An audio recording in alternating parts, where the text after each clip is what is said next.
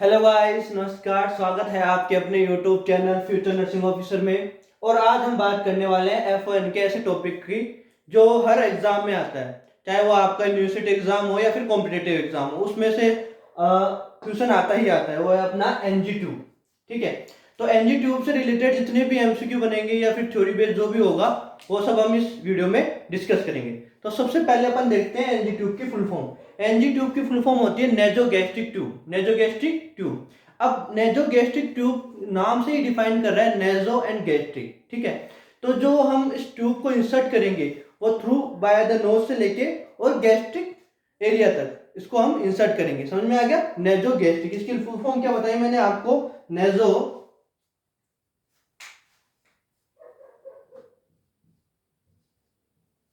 नेजो gastric tube. इतना समझ में आया? फुल फॉर्म क्या होगी? Nasogastric tube. अब देखते हैं इसके पर्पज के बारे में। पर्पज यानी क्यों यूज कर रहे हैं हम इसको। ठीक है, इस ट्यूब का यूज क्या है? ठीक है, देखो इस ट्यूब का यूज ये है हमारे क्लिनिक प्रोफेशन में कि जो वो पेशेंट जो ओरली या फिर ओरली फीडिंग नहीं ले पा रहे, ठीक है, किसी भी डिजीज कंडीशन के कारण वो ओरली कोई मेडिकेशन नहीं ले पा रहे, मेडिकेशन हो गया या फिर फीडिंग हो गई, जो भी है वो हम नहीं ले पा रहे। ठीक है, तो उसके लिए हम क्या करते हैं, एक ट्यूब इंसर्ट करते हैं एनजी ट्यूब। उससे हम पेशेंट को फीडिंग देते हैं, गैस्ट्रिक लेवास करते हैं, गैस्ट्रिक गेवास करते हैं। ठीक है, मैंने दो वर्ड बोले, गैस्ट्रिक लवास और गैस्ट्रिक गवास। ठीक है, गैस्ट्रिक लवास का मतलब होता है कि बॉडी से थ्रू आउट, मतलब बाहर निकालना। ठीक है, बॉडी से बाहर निकालना। लाइक जैसे कोई पेशेंट होता है, वो पॉइजन पी के आता है, मतलब पॉइजन की कंडीशन में आता है। ठीक है, अब वो अनकॉन्शियस है बट बॉडी से पॉइजन को बाहर निकालना है, तो उस कंडीशन में हम करते हैं गैस्ट्रिक लावास। ठीक है, और अब एक वर्ड दूसरा बोला था मैंने, गैस्ट्रिक गवास। गैस्ट्रिक गवास का मतलब हो गया बॉडी के अंदर इंसर्ट करना, लाइक जैसे फ्लूइड हो गया, ठीक है, या फिर कोई मेडिकेशन हो गई, वो चीज, तो उसका मतलब हो गया गैस्ट्रिक गवास। सीधा सीधा याद रखो, गैस्ट्रिक गवास यानी देना और गैस्ट्रिक लावास यानी लेना। आया समझ में? दो वर्ड का, गैस्ट्रिक लावास और गैस्ट्रिक गवास। ठीक है, तो पर्पस समझ में है? पर्पस क्या? सबसे पहले क्या था? फीडिंग देना, गैस्ट्रिक लावास, गैस्ट्रिक गवास और मेडिकेशन देना।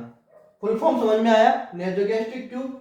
ठीक है, दूसरा अब आ गया अपने पास पर्पस। अब देखते हैं मीजर। जो वो ट्यूब होती है, ठीक है, जो अपनी ट्यूब है नेजोगैस्ट्रिक वाली, उसकी लेंथ होती है टोटल लेंथ। यदि एमसीक्यू पूछा जाए, वन लाइनर एमसीक्यू पूछा जाता है कि total length of NG tube, ठीक है, तो टोटल लेंथ एनजी ट्यूब की कितनी होती है? 125 सेंटीमीटर। कितना? 125 सेंटीमीटर। ये एक वन लाइनर एमसीक्यू होता है, गोल्डन पॉइंट में आप लिख लीजिएगा। ठीक है, क्या सबसे पहले क्वेश्चन आएगा आपके पास कि टोटल लेंथ कितनी होती है यूट्यूब की, तो कितना बोलोगे आप? 125 सेंटीमीटर। ये क्लियर हुआ? उसके बाद में आता है मीजरमेंट। अब मीजर कैसे करोगे ट्यूब को इंसर्ट करने के लिए? ठीक है, तो इसको मीजर करने के लिए 3 पॉइंट लेते हैं अपन।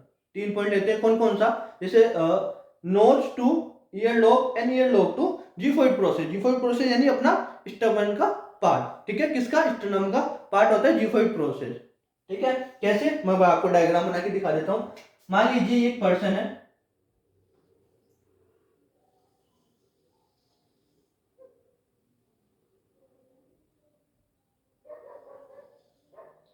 ठीक है, अब हमें क्या है? ट्यूब इंसर्ट करनी है, तो हम मेजर कैसे करेंगे ट्यूब को? ट्यूब का एक पॉइंट यहां से लेंगे, tip of nose to ear lobe and ear lobe to xiphoid process. समझ में आया? Ear lobe to xiphoid process. कैसे मेजर करना है ट्यूब को? Tip of nose to ear lobe and ear lobe to xiphoid process. ठीक है, इसको मेजर करने के बाद में अपन क्या करेंगे? इंसर्ट करेंगे। यहां तक समझ में आया? फुल फॉर्म समझ में आई? Nasogastric tube. ठीक है, पर्पस समझ में आया? पर्पस क्या था इसका? एक तो मेडिकेशन देना, गैस्ट्रिक लावास, गैस्ट्रिक गवास और फीडिंग के लिए। यहां तक समझ में आ गया? उसके बाद में हमने देखा कि इसकी लेंथ कितनी होती है, टोटल लेंथ, जो वन लाइनर एमसीक्यू आता है सीएचओ से लेके और नोट सेट तक। ठीक है, ये क्वेश्चन हमेशा फिक्स है कि total length of NG tube तो कितना होगा? 125 सेंटीमीटर।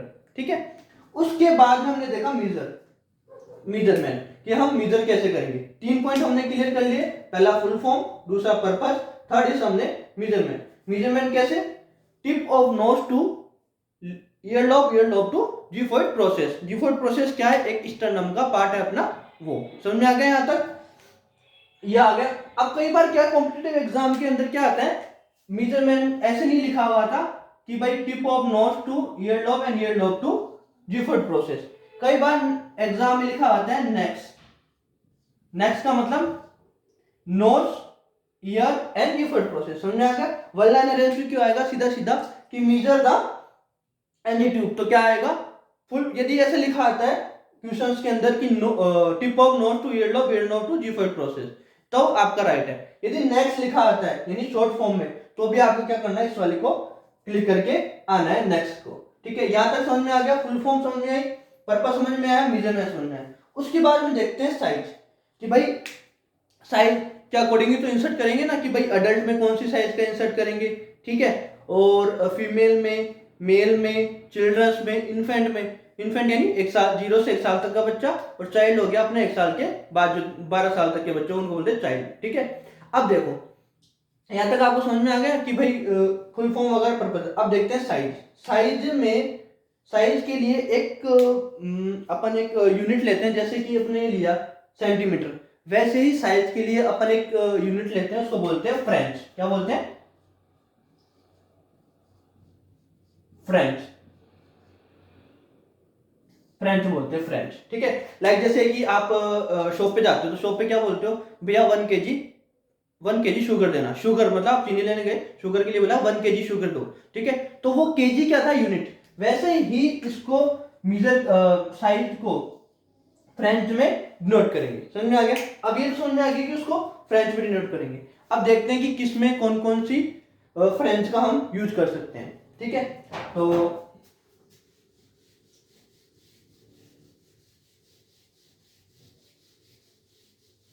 अपने पास आती है साइज, किसमें डिनोट करती है अपन ने, किसमें अपन मेजर करेंगे, फ्रेंच में। ठीक है, किसमें, फ्रेंच में। अब देखते हैं कि एज के अकॉर्डिंग हम कौन सी फ्रेंच की ट्यूब यूज करेंगे। ठीक है, तो सबसे पहले आता है अपने पास इन्फेंट। Infant, child, adult. और अडल्ट में भी 2 लोग आते हैं, एक आते हैं फीमेल और एक मेल। ठीक है, तो फर्स्ट अपन देखते हैं इन्फेंट। ठीक है, इन्फेंट में हम यूज करते हैं 6 to 8 फ्रेंच। ठीक है, 8 फ्रेंच, एफ आर से भी लिखते हैं इसको। ठीक है, फुल फॉर्म ना पूरा नहीं लिखे, हम एफ आर से भी यूज करते हैं। तो एमसीक्यू आएगा कि which tube, which French tube use in infant, तो क्या क्लिक करके हो गया 6 to 8 फ्रेंच की, समझ में आ गया यहां तक। वैसे ही चिल्ड्रन में यूज करते हैं अपन 10 to 12 फ्रेंच, और फीमेल में यूज करेंगे अपन 14 to 16 फ्रेंच, और मेल में यूज करेंगे अपन 16 to 18 फ्रेंच। यहां तक समझ में आ गया। फ्रेंच क्या बताया था मैंने, इसकी यूनिट है। ठीक है, अब समझ में आएगा कि इन्फेंट में कौन सा यूज करेंगे, चिल्ड्रन में और एडल्ट में। यदि क्वेश्चन है कि इन्फेंट में कौन सी नंबर की यूज करनी है अपने को, तो 6 to 8 फ्रेंच की। चिल्ड्रन से पूछे तो 10 to 12 फ्रेंच की। फीमेल में पूछे, अडल्ट के अंदर फीमेल है, ठीक है, यदि ओनली अडल्ट है, यदि ना फीमेल है ना मेल है, तब आपको 16 to 18 फ्रेंच यूज करना है, राइट। और यदि मेल और फीमेल आ जाए अलग अलग, तो आपको बता दिया फीमेल के लिए 14 to 16, ठीक है, और मेल के लिए 16 to 18, और ओनली अडल्ट आ रहा है तो 16 to 18 क्लिक करके आओगे। ठीक है, यहां तक आपको समझ में आया क्या क्या चीज देखी अपन ने, फुल फॉर्म, पर्पस, मेजर और साइज। अब देखते हैं पोजीशन, कि पेशेंट को पोजीशन कौन सी देंगे नेसोगैस्ट्रिक ट्यूब इंसर्ट करते टाइम। ठीक है, तो चलो अब देखते हैं पोजीशन।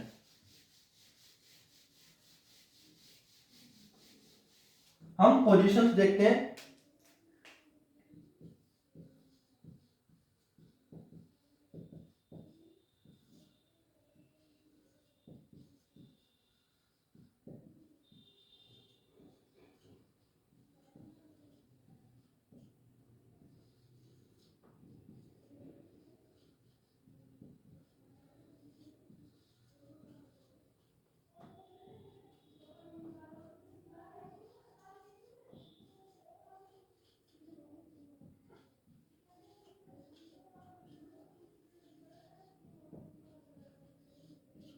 अब पोजीशन देखिए हम, एक तो ड्यूरिंग इंसर्ट, यानी इंसर्ट करते टाइम कौन सी पोजीशन देनी है पेशेंट को, रिमूव करते टाइम कि हाँ भाई अब रिमूव करनी है ट्यूब, उस टाइम कौन सी पोजीशन देनी है, और ड्यूरिंग फीडिंग, ये बताया था ना मैंने आपको, फीडिंग के लिए काम आता है, मेडिकेशन के लिए काम आती है ये चीज, ठीक है। तो अपन को कौन कौन सी पोजीशन देनी है इनके अकॉर्डिंग। इंसर्ट करते टाइम पेशेंट को देना है अपने को हाई फाउलर पोजीशन, कौन सी, हाई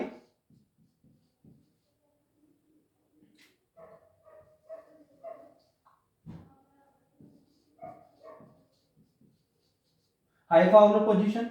रिमूव करते टाइम भी अपने को हाई फाउलर पोजीशन देते हैं। और फीडिंग के लिए याद रखना, फीडिंग के लिए देते हैं अपन सेमी फाउलर पोजीशन, कौन सी, सेमी फाउलर पोजीशन, ठीक है। पोजीशन समझ में आई, कौन कौन सी पोजीशन देते हैं इंसर्ट करते टाइम, ठीक है। इंसर्ट करते टाइम कौन सी देनी है अपने को, हाई फाउलर पोजीशन। रिमूव करते टाइम भी हाई फाउलर पोजीशन देना है। और ड्यूरिंग फीडिंग, ठीक है, मतलब हम जो फीडिंग दे रहे हैं उस टाइम अपने को Fowler, semi Fowler position use करनी है, ठीक है। अब आपको एक गोल्डन पॉइंट बता देता हूं कि जब भी आपको फीडिंग देनी है, ठीक है, तो आपको ग्लव्स नहीं पहनना। ये क्यों, एक एमसीक्यू आता है कि ड्यूरिंग फीडिंग विच इक्विपमेंट या विच पर्सनल प्रोटेक्टिव इक्विपमेंट हम यूज नहीं करते, तो कौन सा नहीं करते, ग्लव्स यूज नहीं करते हैं, ठीक है। समझ में आ गया यहाँ तक का। अब तीन चीज हमने अपने को, अपन ने 5 चीज देखी, क्या, फुल फॉर्म देख लिया, फुल फॉर्म क्या होता है, पर्पस क्या होता है, मेजरमेंट क्या होता है, मेजर कैसे करते हैं, साइज देख लिया अपन ने, पोजीशन देख ली। अब देखते हैं मेथड टू चेक। यदि आपने इंसर्ट कर दी तो आपको चेक भी तो करना है कि हाँ भाई वो ट्यूब स्टोमक में गई है, चेक तो करोगे ना, बिना चेक के थोड़ी करोगे कि भाई अपन ने भाई डाल दी, ट्यूब डाल दी और फीडिंग दे दो, नहीं ऐसा नहीं। अपने को क्या पहले चेक करना है कि हाँ ट्यूब सही वे में स्टोमक में गई है नहीं। उसके लिए अपन ने 3-4 मेथड है वो आपको डिस्कस करेंगे। तो यहाँ तक आपको समझ में आया, full form, purpose, measure, size, position. अब देखते हैं अपने पास method check to tube insertion, ठीक है, कि हाँ भाई सही प्लेसमेंट में गई है या नहीं। एग्जाम्पल के थ्रू, जैसे आप घर से कहीं जाते हो तो मम्मी को बोल के जाते हो कि मम्मी मैं वहां जा रहा हूँ, ठीक है, तो मम्मी आपको कंफर्म करने के लिए कॉल करती है कि हाँ बेटा पहुंच गए क्या, ठीक है। तो वैसे ही इसके प्लेसमेंट के लिए अपन चेक करेंगे कि हाँ वो ट्यूब सही जगह है या नहीं, ठीक है। तो उसके लिए अपन 3-4 मेथड है अपने पास।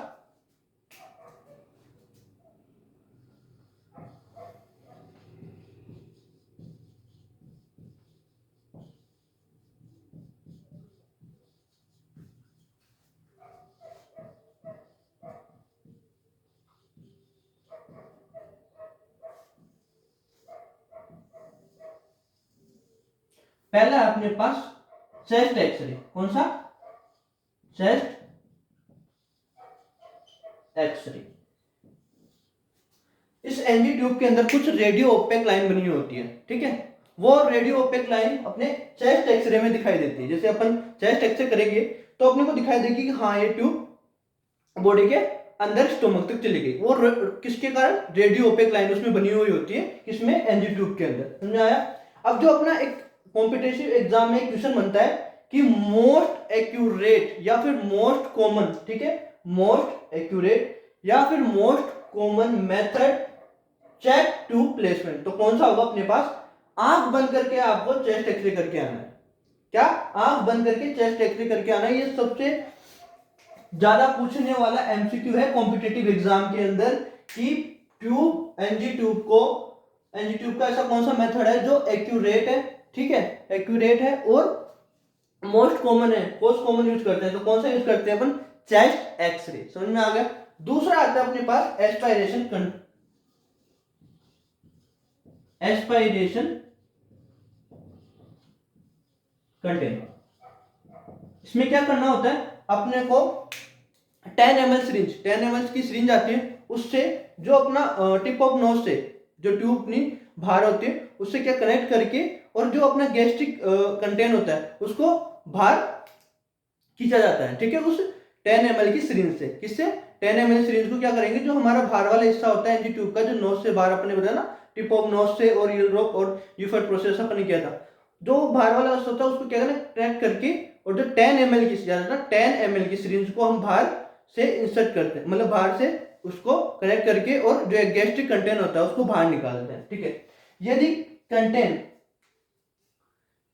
100 ml से ज्यादा या इक्वल हो तो अपने को क्या है, डॉक्टर को इन्फॉर्म करना है कि हाँ कि इतना रेजिडुअल बचा है, गैस्ट्रिक रेजिडुअल बचा है बॉडी के अंदर, ठीक है, ये बताना है। और ये जो एस्पायरेशन कंटेन वाला मेथड है ये हर फीडिंग के पहले यूज होता है, याद रखना हमेशा। एक्सरे खाली कंफर्मेशन के लिए, मोस्ट कॉमन कंफर्मेशन के लिए कौन सा यूज करेंगे, चेस्ट एक्सरे। और जो एस्पायरेशन वाला है वो हम हर फीडिंग के पहले, ठीक है, हर फीडिंग के पहले चेक करेंगे। कौन सा, एस्पायरेशन कंटेंट, जो आपको बताया मैंने गैस्ट्रिक रेजिडुअल वॉल्यूम, जो यदि 100 ml से ज्यादा है, ठीक है, तो अपने को डॉक्टर को इन्फॉर्म करना है कि हाँ ये 100 ml से ज्यादा है, तो अपने को क्या है, फीडिंग बंद कर देनी है कि हाँ अब जो पेशेंट है वो नॉर्मल है। समझ में आ गया, अपने फीडिंग ले सकता है, उसको जरूरत नहीं है अब एनजी ट्यूब की। समझ में आ गया, यदि 100 से ज्यादा आ जाए। और यहाँ तक समझ में आएगा, दो बताए मैंने, चेस्ट एक्सरे और एस्पायरेशन कंटेंट वाला। सेकंड, अब देखते हैं थर्ड होता है अपने पास पीएच मेथड। पीएच मेथड में क्या है, अपन क्या करते हैं पीएच मेथड में, जो मैंने बताया आपको एस्पायरेशन, वैसे ही क्या करते हैं पीएच मेथड के अंदर की हम सिरिंज से गैस्ट्रिक कंटेंट एस्पायरेट करते हैं सिरिंज से और देखते हैं उसका पीएच। यदि पीएच 5.3 से कम आ रहा है तो इसका मतलब है कि वो स्टोमक में है, और 5.3 से यदि ज्यादा आ रहा है उसका, ठीक है, यदि वो एल्कलाइन कंडीशन में है तो इसका मतलब वो कहां पे गया, या तो स्मॉल इंटेस्टाइन में या फिर लार्ज इंटेस्टाइन में गया है, ठीक है। समझ में आ गया यहाँ तक कि पीएच मेथड में क्या करना है, अपने को गैस्ट्रिक कंटेंट बाहर निकालना है और उसकी पीएच चेक करनी है। यदि एसिडिक है तो स्टोमक में गया है, और यदि वो 5.3 से कम है मतलब एसिडिक है तो किसमें गया है, वो स्टोमक में। और यदि 5.3 से ज्यादा है तो कहां गया, इंटेस्टाइन में। समझ में आ गया, चेस्ट हो गया, एस्पायरेशन हो गया, और ये अपना पीएच मेथड हो गया। एक मेथड और होता है वुश टेस्ट। कौन सा, वुश टेस्ट, कौन सा, वुश टेस्ट।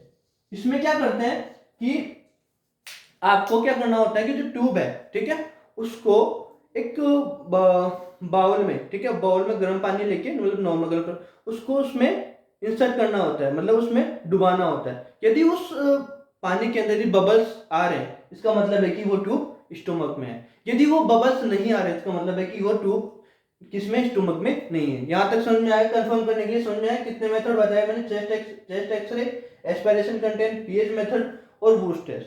पीएच एक्सरे क्या है, एक तरीके का कंफर्मेटरी मेथड है, कंफर्मेटरी कि हाँ ये, और ये कब करना है, जब अपने को अपने पहले बार इंसर्ट करते हैं तब, हमेशा नहीं करना है। हमेशा के लिए कौन सा यूज करना है, एस्पायरेशन, जब हम फीडिंग देते हैं, फीडिंग करते टाइम खाली एस्पायरेशन कंटेंट वाला ही यूज करना है। चेस्ट एक्सरे ओनली जब यूज करना है जब हम फर्स्ट टाइम इंसर्ट करते हैं। उसके बाद अपने पीएच देखा, पीएच यदि 5.3 से कम है तो किस में, स्टोमक में, और 5.3 से ज्यादा है तो इंटेस्टाइन में। अब आता है वुश टेस्ट। वुश टेस्ट किसके लिए यूज करेंगे, वुश टेस्ट इसके रिप्लेसमेंट के लिए इसमें क्या होगा कि आपको बताया मैंने, एक बाउल में जो अपना ट्यूब बाहर इंसर्ट करा उसको क्या करेंगे, उसमें गर्म पानी में डुबाएंगे, ठीक है। उसे डुबाने से क्या होगा, उसमें बबल्स आएंगे। बबल्स, यदि बबल्स आ रहे हैं, ठीक है, तो वो क्या है, वुश टेस्ट पॉजिटिव है, और क्या है कि एनजी ट्यूब स्टोमक में। यदि बबल्स नहीं आ रहे तो क्या वो स्टोमक में नहीं है। तो आज के लिए इतना ही, धन्यवाद। लाइक कीजिएगा, शेयर कीजिएगा, और इसी तरह की वीडियो देखने के लिए हमारे चैनल को लाइक करें, शेयर करें, कमेंट्स करें कि आपको कौन सा टॉपिक पढ़ना है F1 के अंदर, जो भी है, ठीक है। धन्यवाद।